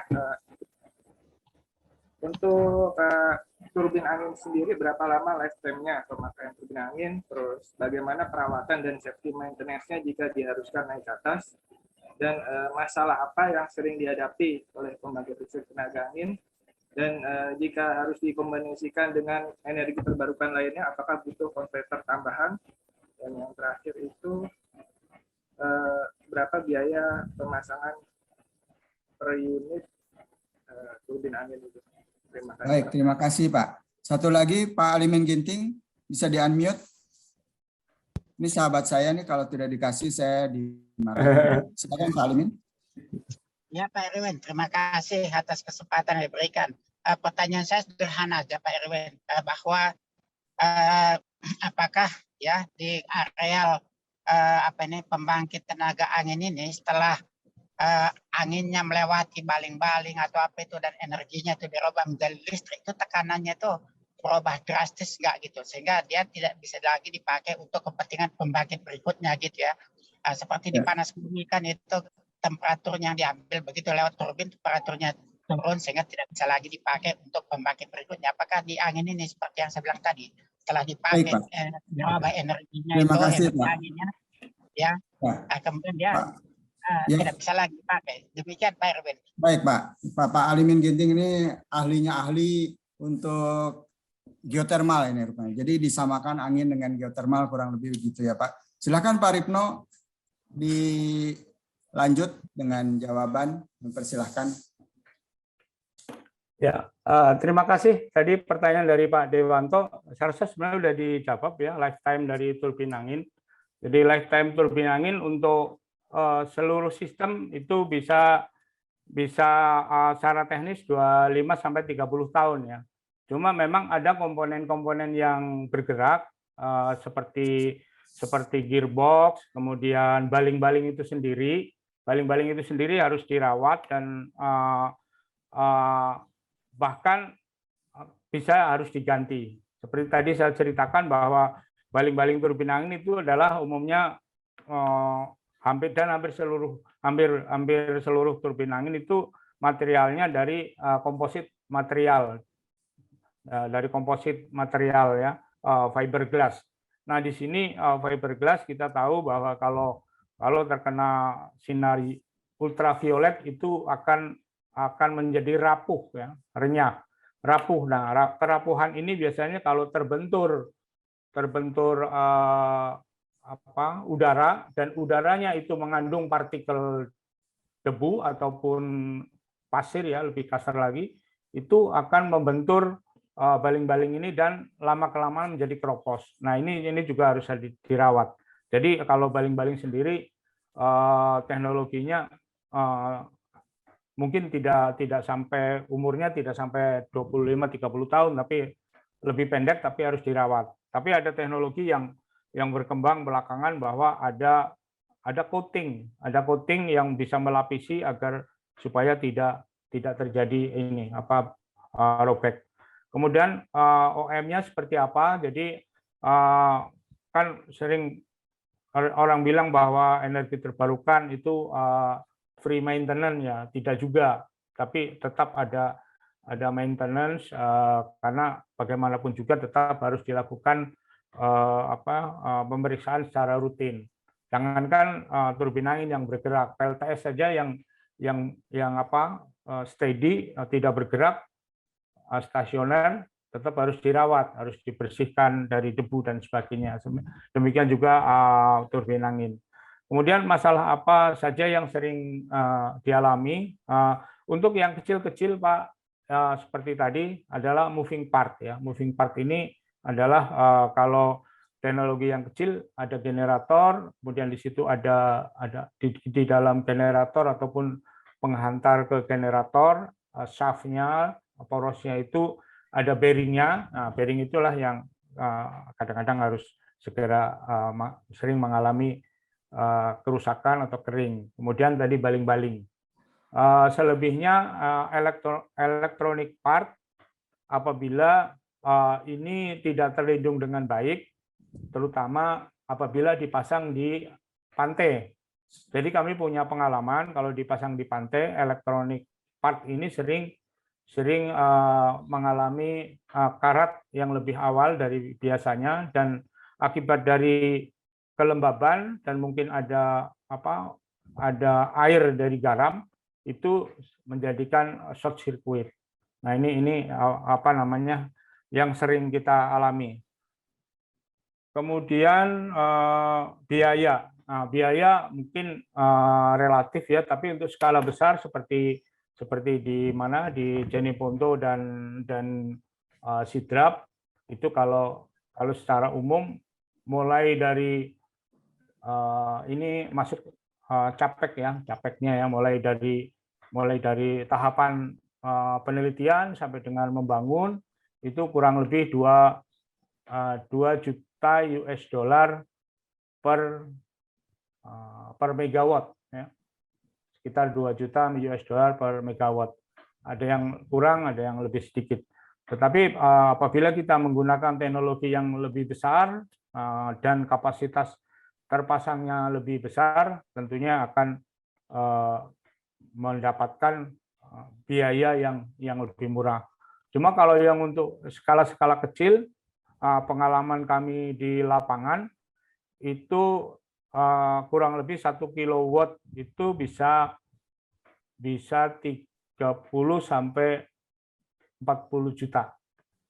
30 sampai 40 juta per 1 kilowatt ya. Dengan teknologi yang tadi 500 watt, 1 kilowatt dan sebagainya. Jadi bervariasi untuk teknologi yang berbeda. Kemudian dari Pak Alimin Ginting, apa kabar Pak Alimin Ginting ya? Baik-baik ya Pak ya. Sudah lama tak bersua ya Pak ya. Jadi untuk areal PLTB tadi sudah sempat saya singgung, cuma mungkin bisa lebih ini. Jadi apakah ada pengurangan kecepatan yang drastis di belakang turbin angin? Nah tadi sebenarnya kalau dibilang di belakang artinya prevailing wind kita ada di depan ya, dari depan ke belakang. Jadi 90 derajat langsung ke kita, ke belakang kita, itu setelah 5 atau maksimal 7 diameter, itu sudah kembali Pak kecepatannya Pak. Jadi sudah bisa dipasang kembali. Makanya di dalam wind farm itu,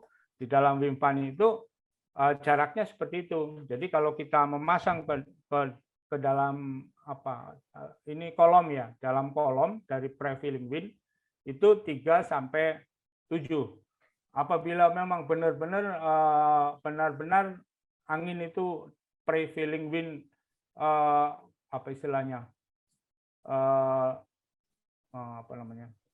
frekuensinya banyak, itu lebih baik dipasang lebih jauh Pak. Karena ini akan merugikan, karena yang di depan 100% mungkin di belakang sudah 90% apabila tidak diantisipasi seperti itu. Tapi kalau bahwa ada nanti suatu saat ada angin dari samping juga, samping kiri, samping kanan, bahkan dari belakang, kan kebalikannya Pak. Nah inilah yang disebut nanti untuk optimasinya. Jadi intinya tidak habis Pak, jadi masih bisa digunakan dengan jarak tertentu. Ya, terima kasih Pak. Terima kasih Pak Arifno. Jawabannya lugas dan mengenai tepat pada sasaran.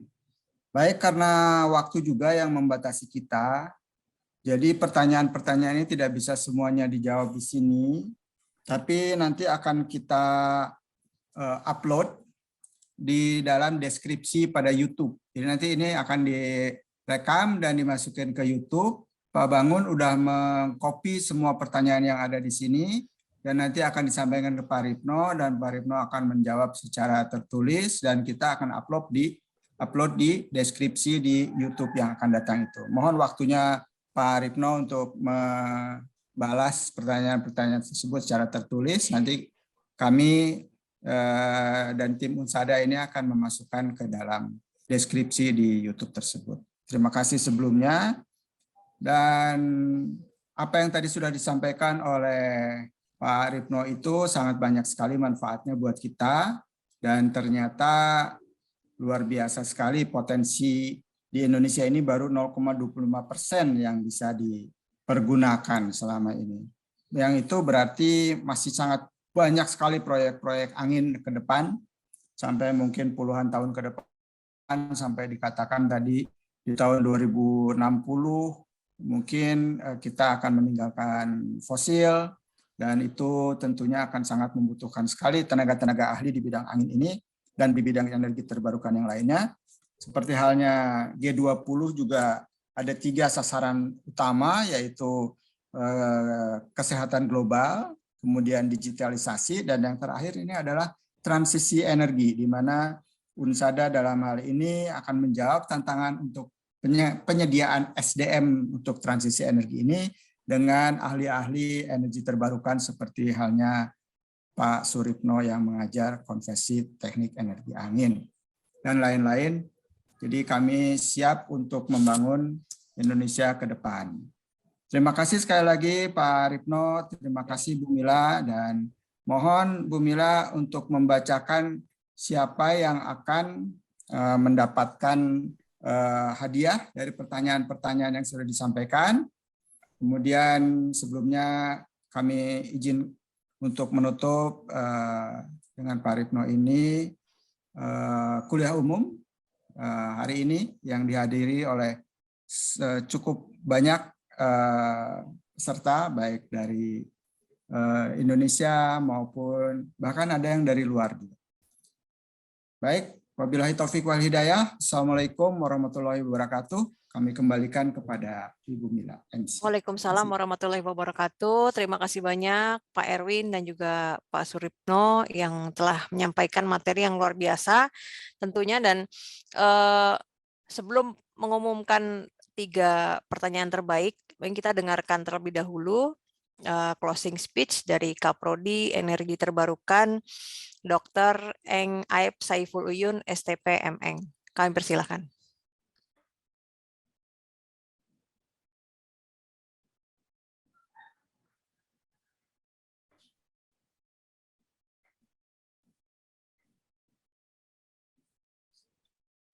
Pak Aib sudah bisa bergabung?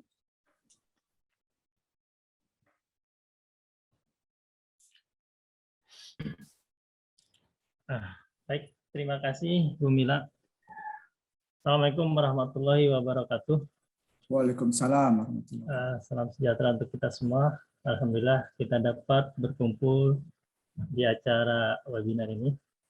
Terima kasih yang terhormat Bapak Dr. Aslasio Lasman, selaku Direktur, Pasca, Profesor Kamarudin Abdullah, Bapak Ibu dosen Pasca Sarjana Energi Terbarukan. Tak lupa terima kasih kepada Pak Suripno. Terima kasih Pak Suripno yang telah meluangkan waktunya. Beliau ini adalah salah satu pakar bidang energi angin di Indonesia dan juga dosen yang mengampu mata kuliah energi angin di Sekolah Pasca Sarjana. Mungkin di sini banyak ada alumni dan sebagainya, sudah kenal dengan Pak Suripno ini. Baik Bapak Ibu semua yang saya hormati, terima kasih sudah menghadiri acara webinar ini. Jadi kalau melihat pemaparan tadi dari Pak Suripno, kita bisa melihat bahwa pengembangan energi terbarukan di Indonesia ini semakin pesat dan bahkan menjadi prioritas dalam pengembangan energi nasional Indonesia. Teknologi energi terbarukan berkembang agar teknologi ini semakin murah dan tentu efisien. Tentu saja akhirnya harus mampu bersaing dengan sumber energi lain. Untuk itu kami menyadari agar teknologi ini cepat berkembang, maka diperlukan SDM, tenaga-tenaga ahli yang handal di bidang energi terbarukan ini. Sejak tahun 2010, Profesor Kamarudin Abdullah dan beberapa teman-teman di masyarakat energi terbarukan Indonesia, METI, berinisiatif untuk mendirikan sekolah pasca sarjana. yang khusus di bidang energi terbarukan. Jadi sudah cukup lama. Alhamdulillah sekarang ini energi terbarukan semakin maju pesat ya. Sehingga visi kami ini sebenarnya adalah ingin menjadikan program magister dalam penerapan dan pengembangan teknologi serta pengelolaan sumber energi terbarukan melalui pendekatan pendidikan yang holistik. Artinya yang menyeluruh, yang berwawasan lingkungan, berdasarkan kearifan lokal, dan tentu saja ini semua untuk pembangunan nasional. Kami mengembangkan kurikulum multidisiplin ya, karena menyadari bahwa pengembangan energi terbarukan ini bukan hanya dari sisi teknologi, ya, tapi bagaimana teknologi ini dapat tersebar luas dan memberikan manfaat untuk masyarakat. Maka serta ada 2 peminatan yang kami rancang, yaitu pertama adalah teknologi energi terbarukan itu sendiri, yang kedua adalah manajemen teknologi energi terbarukan. Teknologi energi terbarukan ini bagaimana merancang sistem dan peralatan pemanfaatan energi terbarukan, kemudian mengkaji secara teknis semua teknologi energi terbarukan, tentu saja yang sesuai dengan keadaan daerah tersebut ya, serta pengembangan model, simulasi komputer, pengoptimalan pemanfaatan sumber daya energi. Kemudian yang manajemen kami arahkan untuk dapat merancang proyek-proyek berbasis energi terbarukan. Kami ingin membuat menciptakan entrepreneur mungkin startup di bidang energi terbarukan. Kemudian kita juga ada kajian tentang aspek sosial kultural, karena tentu saja pada saat kita mengimplementasikan energi terbarukan ini di masyarakat, pasti ada tantangan-tantangan dari masyarakat sekitar maupun yang lainnya. Tentu saja kita mempelajari manajerial, teknoekonomi, efisiensi, regulasi, pelestarian lingkungan, ya, audit energi, dan tentu saja bagaimana cara membuat efisiensi dalam perencanaan di proyek energi terbarukan.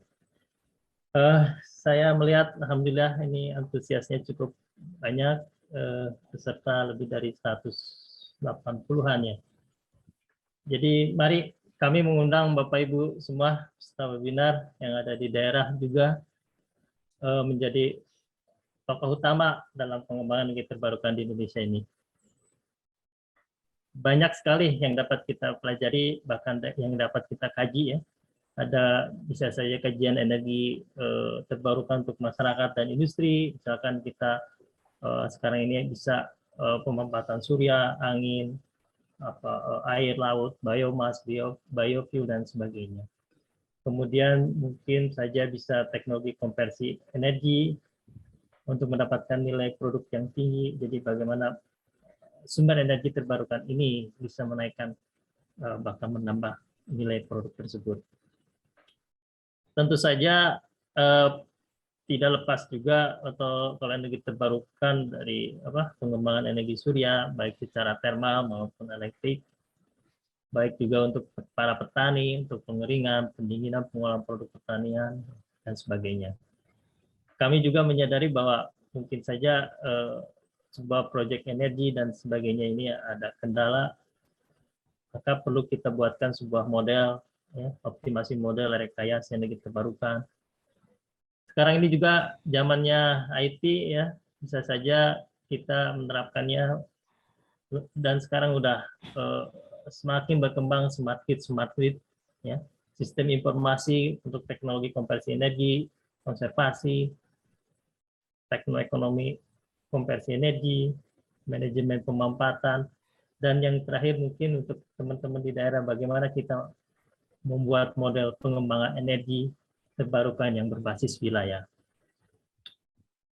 Bapak Ibu semuanya, model perkuliahan kita ini akan seperti hybrid, jadi di mana kami ingin merangkul seluruh, bukan saja dari Jakarta tetapi dari seluruh pelosok di Indonesia ini.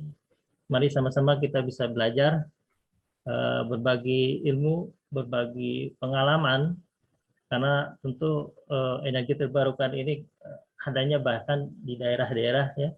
Dan kita melihat potensi-potensi itu cukup besar. Dan oleh karena itu, mari Bapak Ibu bisa ikut dalam perkuliahan ini dengan e-learning, model perkuliahan hybrid, di mana sebagian besar e-learning dan mungkin saja hanya tatap muka, hanya pas mungkin ujian ataupun di ekskursi, diskusi, dan lain sebagainya. Bahkan untuk yang sudah bekerja pun bisa mengikuti perkuliahan, karena perkuliahan kita saya utamakan di Jumat Sabtu, dan hari-hari lain juga ada di malam hari ya. Jadi siangnya bisa bekerja, malamnya mungkin bisa menambah ilmu di bidang energi terbarukan ini.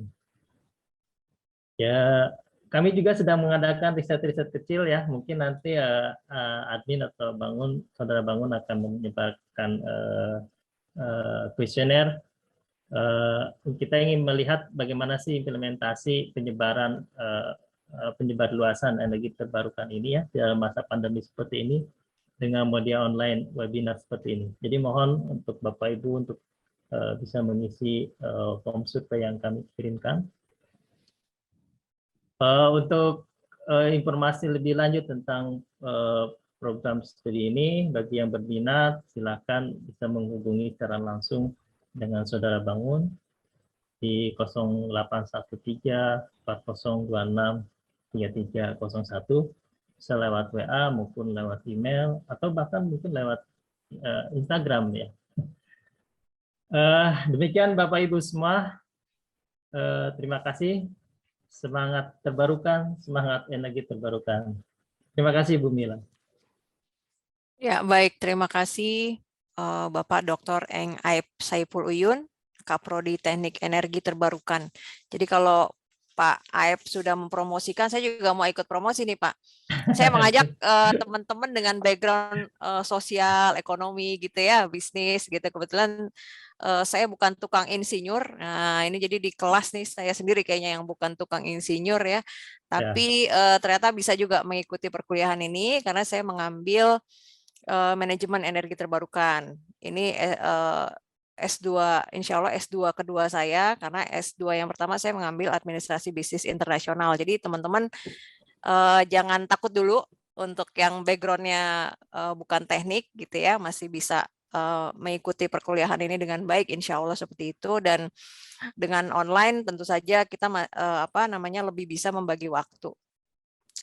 Baik, sebelum menutup dengan foto bersama, saya akan kasih pantun. Tadi Pak Erwin ngasih pantun, saya jadi pengen ikutan kasih pantun juga nih.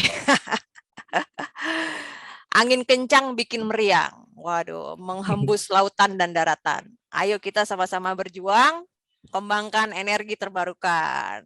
Wah, tepuk tangan dong. Terima kasih. Bu Mila yang tadi umumkan, Bu Mila itu. Oh ya, ini kita sudah pilih 3 penanya terbaik. Yang pertama Bapak Satrio Deriski dari Cilegon, Banten. Yang kedua Bapak Setiono dari Gunadarma. Yang ketiga Ibu Areta. Ya, ini mungkin nanti panitia bisa menghubungi ya. Jadi door prize-nya ada merchandise dari Unsada dan juga voucher mendaftar gratis. Wah, ini lumayan nih Bapak Ibu ya. Coba aja didaftar dulu gitu. Siapa tahu jodoh gitu ya. Siapa tahu kita berjodoh dan bisa bertemu lagi di Universitas Dharma Persada, jurusan energi terbarukan, pasca sarjana energi terbarukan. Baik, Bapak Ibu sekalian, sebelum kita menutup acara, kami persilakan untuk open cam dulu karena kita ingin foto bersama ya. Ini kenang-kenangan ini. Kenang-kenangan foto bersama para ahli. Waduh.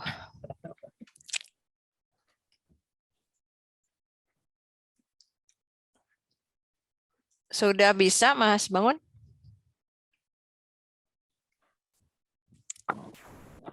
Bisa sebentar.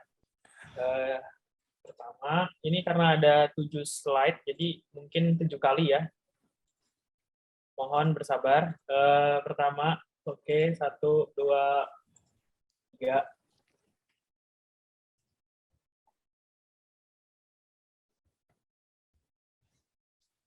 Oke, di slide berikutnya, sebentar. 1, 2, 3. Oke, di slide berikutnya lagi, sebentar. Mohon jangan berubah dulu, Pak ya.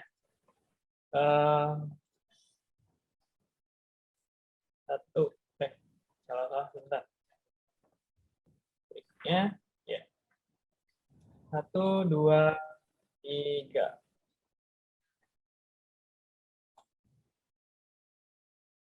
Oke, slide yang keempat sekarang.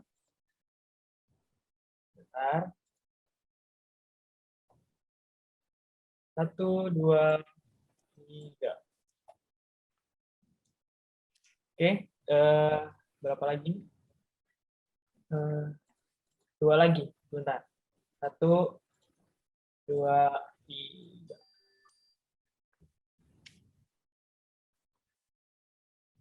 Satu lagi, Bu, sebentar. Terakhir, 1, 2, 3. Oke, cukup, Bu. Ya, baik teman-teman yang tadi belum isi absen, mungkin kita tunggu sebentar ya Mas Bangun ya. Jadi kita jangan close dulu untuk teman-teman yang belum isi absen agar mendapatkan sertifikat bisa diisi sekarang. Sekali lagi kami ucapkan terima kasih kepada Pak Suripno dan juga Pak Erwin atas kesediaannya membawakan materi yang luar biasa. Terima kasih untuk para partisipan dan mudah-mudahan kita bisa bertemu kembali di webinar energi terbarukan seri lainnya yang akan diselenggarakan oleh Universitas Dharma Persada. Atas nama panitia kami menyampaikan mohon maaf jika ada kekurangan pada penyelenggaraan webinar energi terbarukan pada pagi hari ini. Saya tutup. Wassalamualaikum warahmatullahi wabarakatuh. Salam sehat, salam energi hijau. Terima kasih semuanya. Terima kasih semuanya. Terima kasih. Terima Terima kasih semuanya. Pak.